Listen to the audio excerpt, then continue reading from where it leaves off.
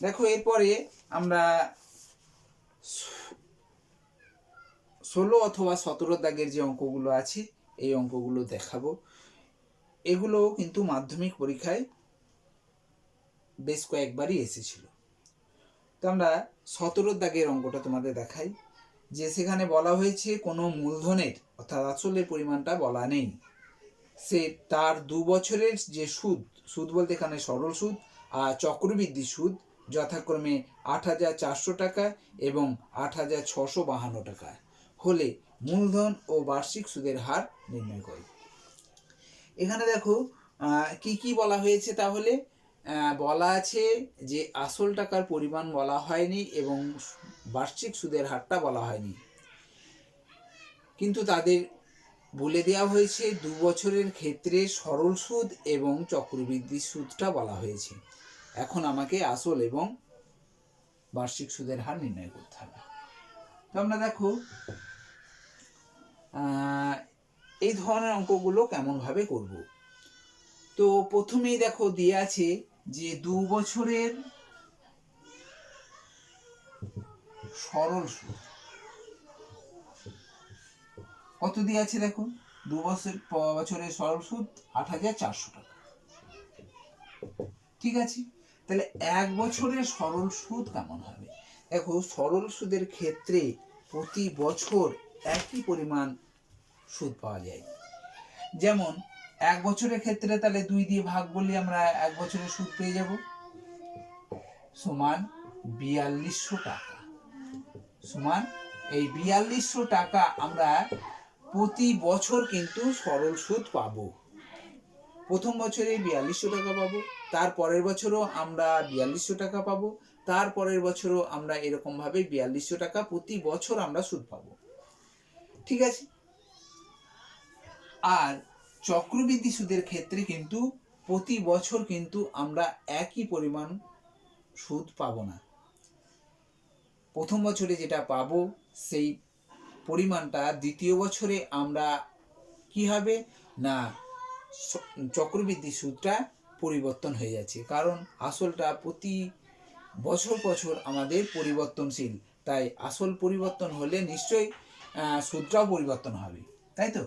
এখন দেখো যে আমরা এবার দেখো যে 2 বছরের সরল সুদ আর 2 বছরের চক্রবৃদ্ধি সুদ দিয়ে আছে, তাহলে 2 বছরের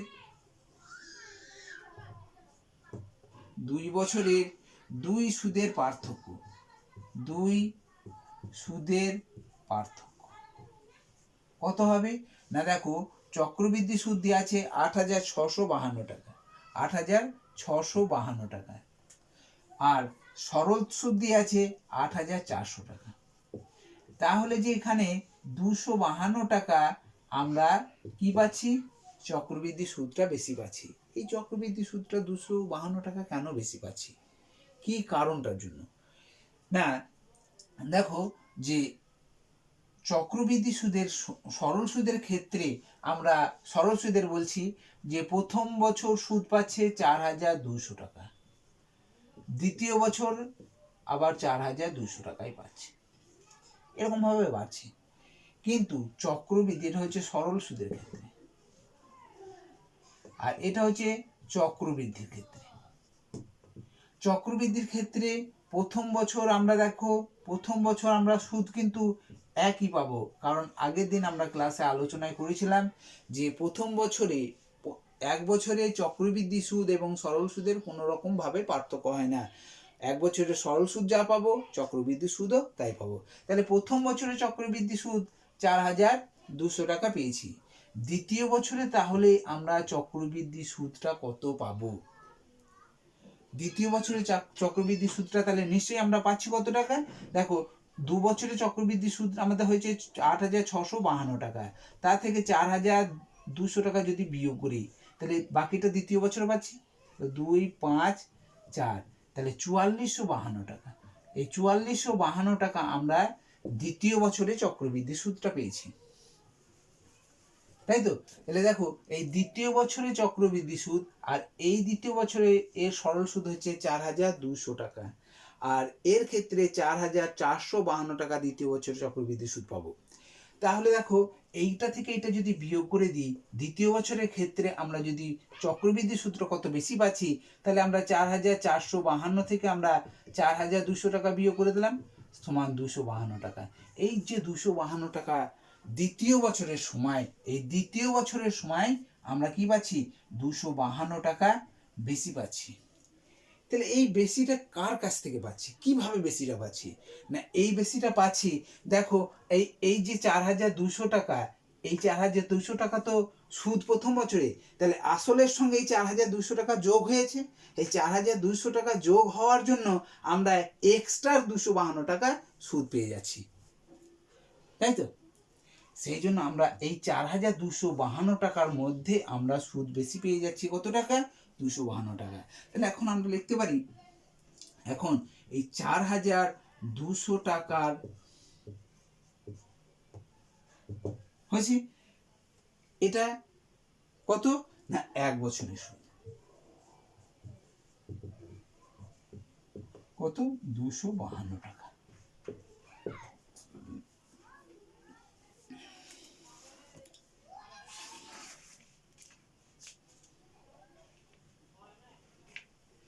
বুঝতে পেরেছো?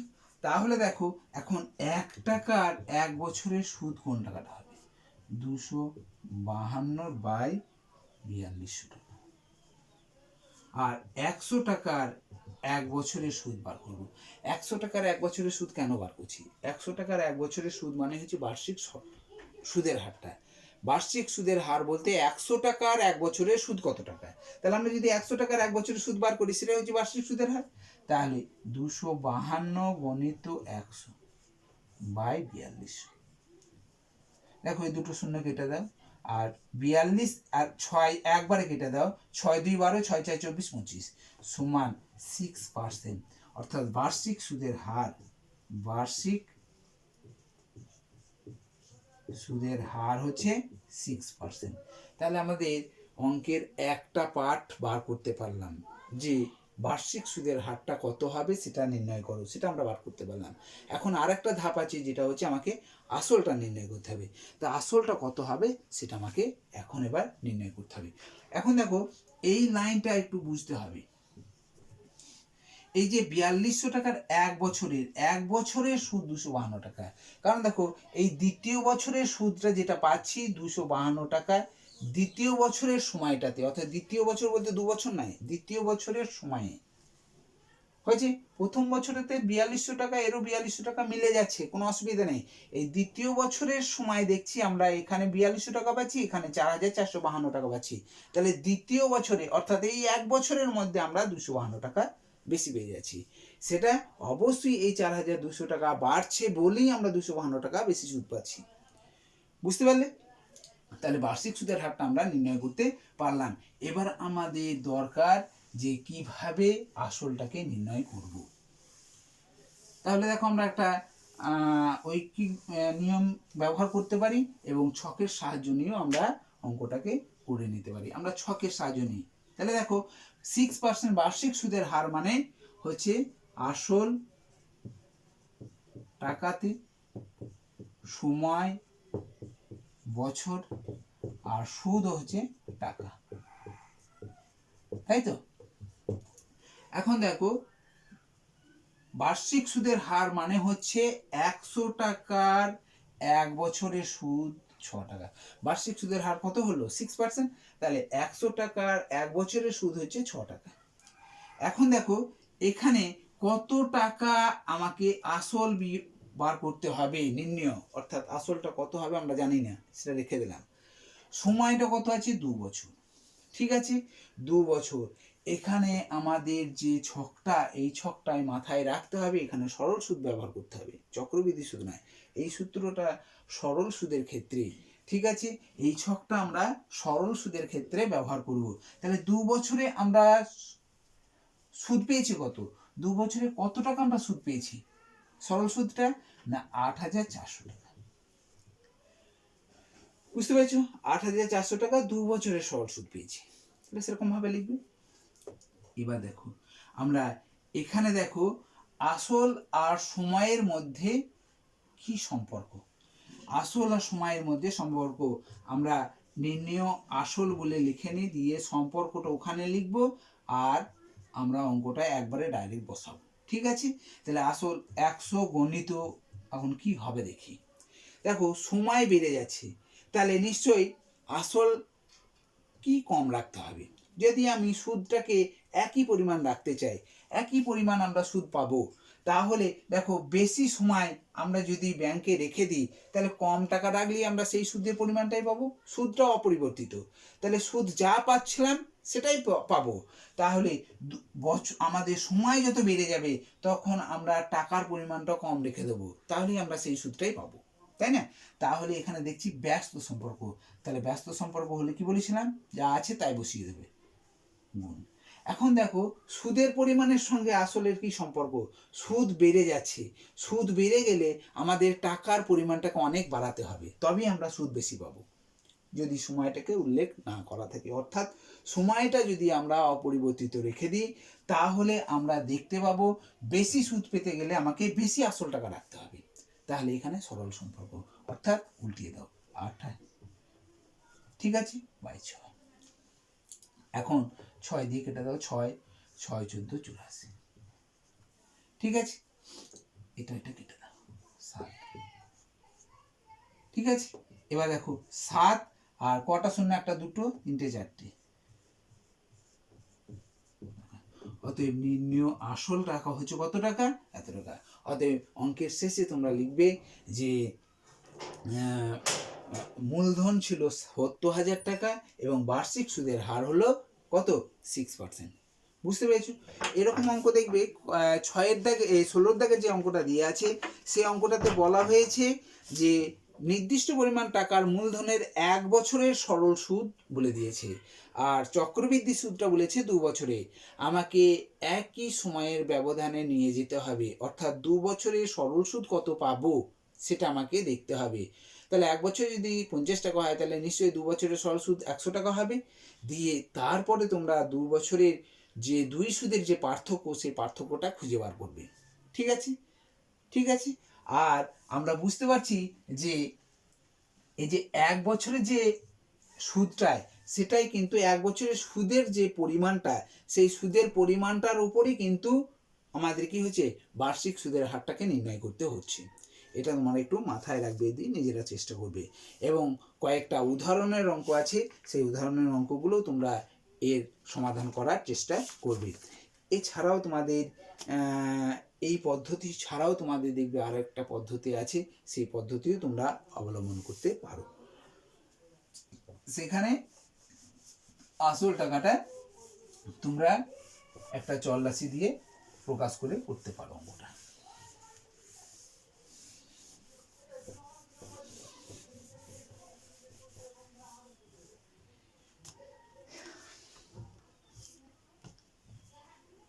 এবার দেখো আরেকটা অঙ্ক তোমাদের দেখাই, যেমন ধরো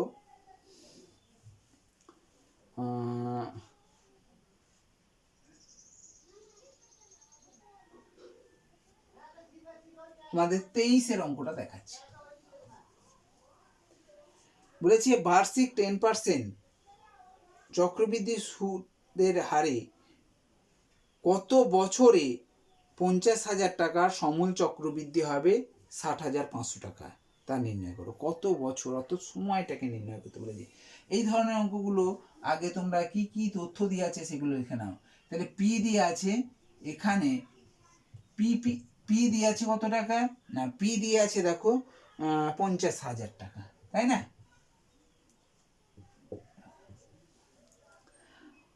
আর দিয়ে আছে 10%, এন উল্লেখ করা নেই, সমূল চক্রবৃদ্ধি দেওয়া আছে। সমূল চক্রবৃদ্ধি কত দিয়ে আছে, না সমূল চক্রবৃদ্ধি দিয়ে আছে তোমার 60,500 টাকা।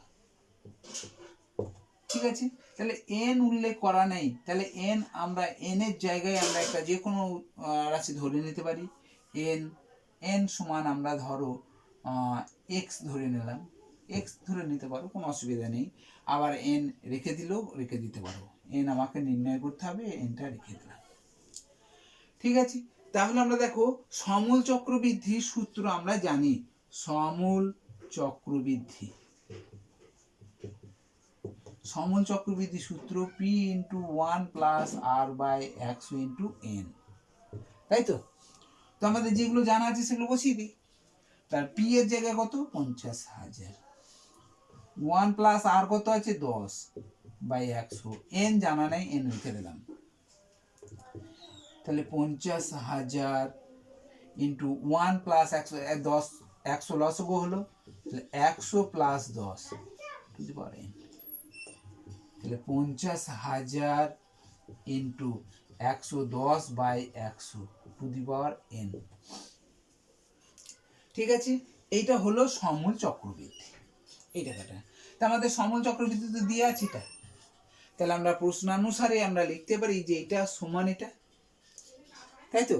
তাহলে প্রশ্নানুসারে বা শর্তে লিখতে পারো, শর্তে লিখতে পারি 50,000 into 110/100 to the power n সমান কত না 60,500 টাকা। ঠিক আছে, এখন n, এইটাকে আমাকে n এর পরিমাণটা বার করতে হবে। তাহলে আমরা এই জিনিসটাকে রেখে দিচ্ছি এদিকে, এইটাকে ওইদিকে নিয়ে যাচ্ছি, তাহলে এটা গুণ আকারে আছে, ওইদিকে গেলে ভাগ হয়ে যাবে। তাহলে 110/100 টু দি পাওয়ার n সমান দেখো 60,500/50,000, দুটো শূন্য কেটে দাও, এখানে যতক্ষণ কাটবে কাটাকাটি করবে, 5 100 500 100 5 12 7 121, তাহলে 121/100 আর তো কাটছেন এটা, তাহলে আমরা কি করব 110 বাই, দেখো 110 আর 100 এখানেও কাটতে পারো, তাহলে 11/10, 11/10 টু দি পাওয়ার n সমান, আমরা 121/100 এটাকে আমরা লিখতে পারি না, 121 মানে হচ্ছে 11/10, 100 তার স্কোয়ার, কারণ 121 এর বর্গমূল হচ্ছে 11 আর 100 এর বর্গমূল হচ্ছে 10। ঠিক আছে, দেখো এখানে হচ্ছে এটা হচ্ছে নিধান, এটা হচ্ছে ঘাত সূচক, তাই এই নিধান দুটোই একই আছে, তাহলে এই পাওয়ারের পরিমাণটা সমান হয়ে যাবে, অতএব n সমান হবে 2। তাহলে এখানে n এর পরিমাণটা বার করতে বলেছি, n সমান 2, অর্থাৎ 2 বছর সময়টা হবে 2 বছর। বুঝতে পেরেছো এটা?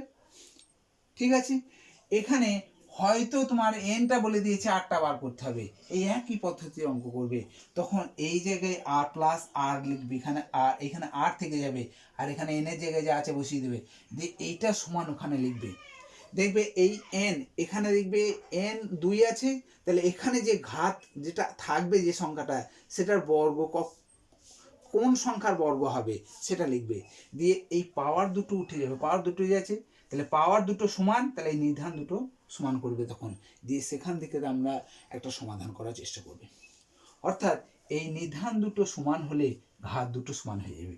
আবার দেখো ঘাত দুটো যদি সমান হয় তাহলে এই নিধান দুটো সমান হবে, তখন এইটা সমান এটা লিখবে, দিয়ে সেখান থেকে আর এর মান বার করবে। বুঝতে পেরেছি? এরপর দেখো আর একটা অঙ্ক দেখাই,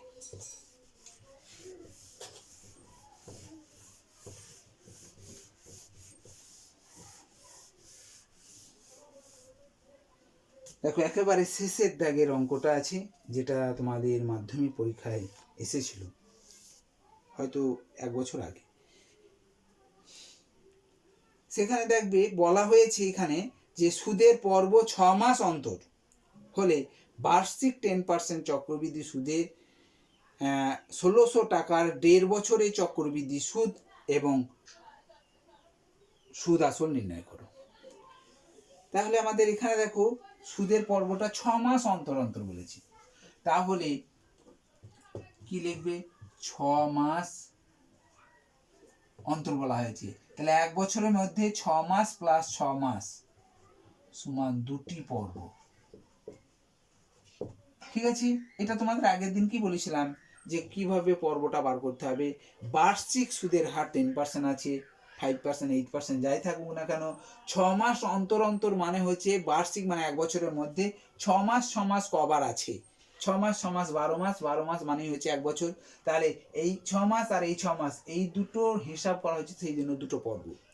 তাহলে আমরা সমূল চক্রবৃদ্ধি সূত্র আমরা নির্ণয় করব কিভাবে, না দুটো পর্ব হলো। তাহলে পি দিয়ে আছে কত, দেখো এখানে পি দিয়ে আছে কত, পি দিয়ে আছে 1600 টাকা। আর দিয়ে আছে কত, আর দিয়ে আছে 10%।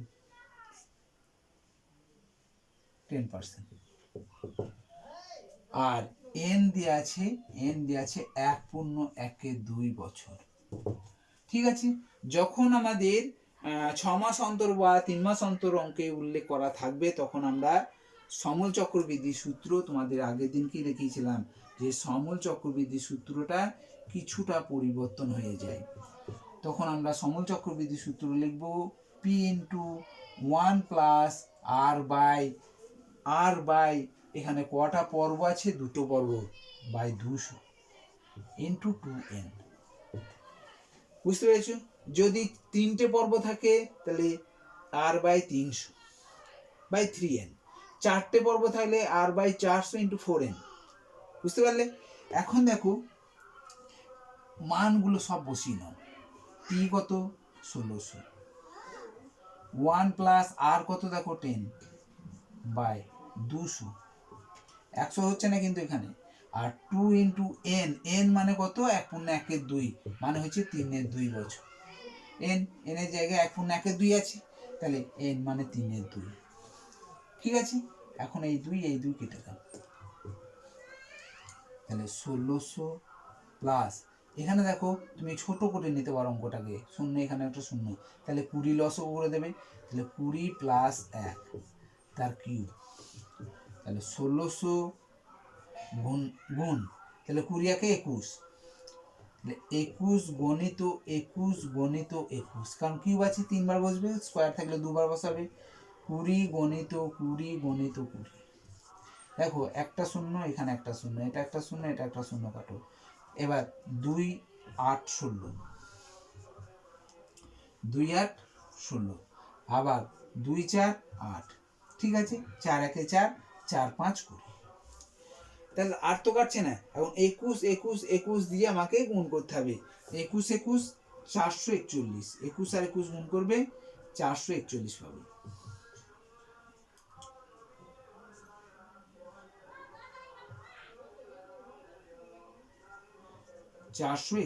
আবার একে 21 দিয়ে গুণ করবে, 4 2 8।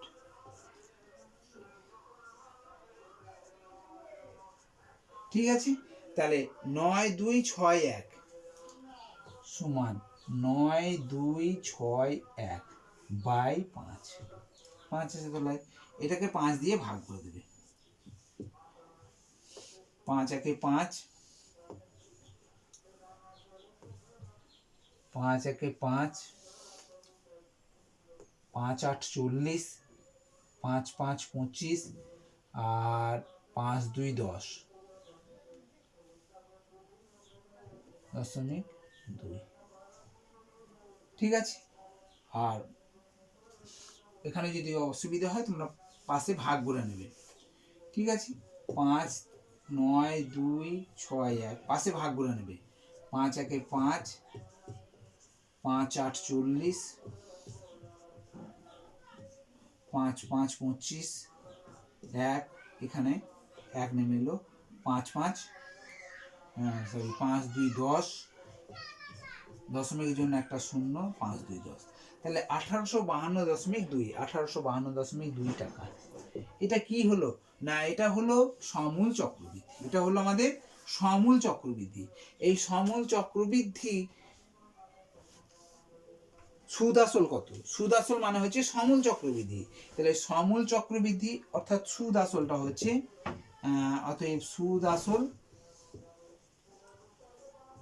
হলো কত 1852.20 টাকা। সুদ আসলটা বার করতে পারলাম। সুদ আসল বলতে এখানে সমূল চক্রবৃদ্ধিটাকে বোঝানো হচ্ছে। ঠিক আছে, আর চক্রবৃদ্ধি সুদ কত, না চক্রবৃদ্ধি সুদ কত হবে, অতএব চক্রবৃদ্ধি সুদ অতএব চক্রবৃদ্ধি সুদ হবে কত টাকা? না, চক্রবৃদ্ধি সুদটা তখন কত হবে না, দেখো সমূল চক্রবৃদ্ধি থেকে, এই সমূল চক্রবৃদ্ধি থেকে আমরা যদি আসল টাকাটা বিয়োগ করে দিই তাহলে চক্রবৃদ্ধি সুদ পাবো। অর্থাৎ 1852.20 টাকা থেকে আমাকে বিয়োগ করতে হবে 1600 টাকা, সমান 252.20 টাকাটা হচ্ছে চক্রবৃদ্ধি সুদ। বুঝতে পেরেছো? ঠিক আছে, তাহলে এইরকম ধরনের অঙ্ক দেখবে তোমাদের বইয়ে অনেকগুলোই আছে, সেগুলো তোমরা সমাধান করার চেষ্টা করবে। ঠিক আছে, আর যদি এই চ্যাপ্টার আর কোনো অঙ্কর যদি কোনো কিছু সমস্যা থাকে তাহলে অবশ্যই তোমরা জানাবে। আমরা সামনের ক্লাসে আগে সেটাকে আলোচনায় থাকবো, তারপর আমরা অন্য চ্যাপ্টার নিয়ে আলোচনায় আসবো। ঠিক আছে, আজকে এই পর্যন্তই। আসসালামু আলাইকুম।